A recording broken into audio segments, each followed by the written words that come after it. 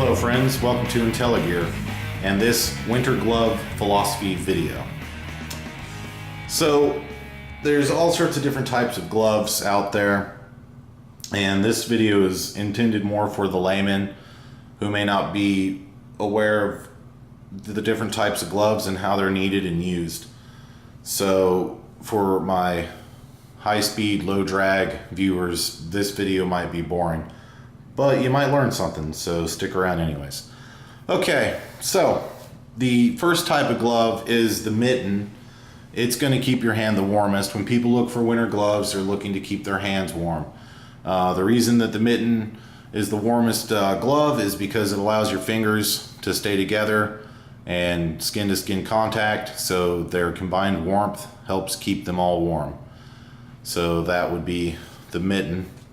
Now, the drawback to the mitten is, yes, it keeps your hand warm, but you lose pretty much all of your dexterity, and it's hard to do basically anything except this to grab things. Okay, so I don't own a pair of mittens, but I do own these convertible mittens, and they just flip open like that. So, you know, if it's cold but I need to do some skilled, precision work, I can keep most of my hand warm while still doing that. Now, your fingertips are gonna get cold, obviously, when the little mitten top is out. And one little drawback to these also is air does seep in around here a little bit because it doesn't seal up. But these have worked pretty good for me. I would use them around camp or around the house. Okay, so that's the first type of glove, is the mitten, which convertible mittens are okay, but I would not own a pair of mittens. Okay, and the next would be your finger gloves. Now, obviously, these are leather. They have a little bit of a insulation inside of them, but even with that little bit of insulation, my fingers still get cold if it's really cold outside, and I find myself doing this a lot, trying to, like, I am Darth Vader. You have failed me for the last time, Commander. But I do that a lot because those fingers get cold. So these are good to a certain extent if it's not really brutal out there. But I pretty much just use this type of glove day to day. Going to the car, going to the store, whatever. You're probably looking at these and saying, hey dude, those are work gloves. Yeah, they are. They are work gloves. They're not winter gloves. But if you're working in the winter, these are gonna tear up. They're gonna shred, okay? You can't use cloth ones, and I don't suggest you use expensive ski gloves to work in. So I just wanted to talk about the things you can do to help make these winterized. And you can treat these with saddle soap or Neat's foot oil, and it'll help them have a little bit more waterproofness, but eventually these will soak through. If you're in the snow or something, these are gonna soak through on you. But if you're camping, it's good to keep these in your bag at all times for chores around camp, cutting firewood, things of this nature, and then you're not getting sap all over your expensive cold weather gloves that cost you an arm and a leg. Now, speaking of costing you an arm and a leg, one of my YouTube friends, Hobo Mike, he had sent me an email with a link to this ice fisherman's glove. And he was saying in the email that, these things here, these ski gloves, cost an arm and a leg, and he's right. So I haven't got a pair of ice fisherman gloves yet, but I'm intrigued. I think I'm gonna have to get me a pair of those eventually when the budget allows.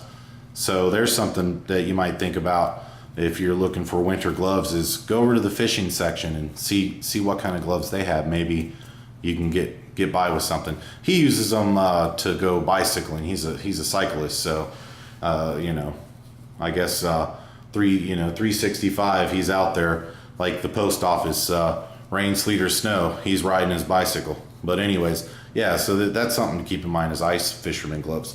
But I have these ski gloves, and I've had them for, I don't know, 4 or 5 years. And I only break these suckers out if I'm going to really be working in the snow or throwing snowballs.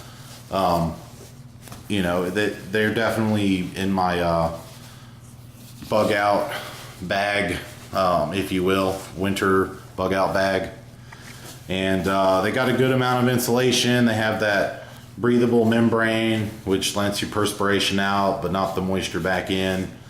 And even though there's a lot of insulation around these, I mean, look at this thing, man. I look like a freaking astronaut with these.